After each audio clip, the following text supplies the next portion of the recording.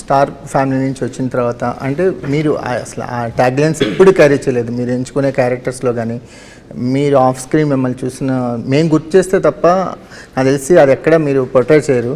అసలు one of the best quality అది. కానీ ఒక continuous success, I success, mad success, ఇప్పుడు మ్యాడ్ స్క్వేర్, ఇది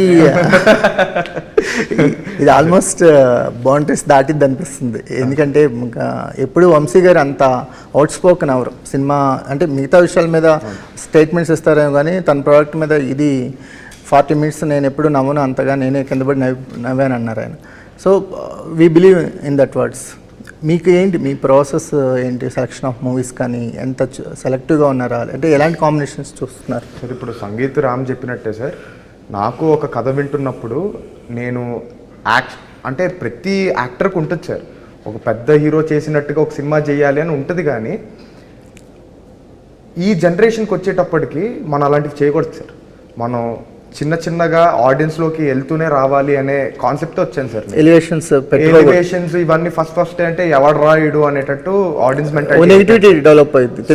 స్లోగా ఇంటూ ద రూట్స్ వెళ్ళాలి సార్ మనం.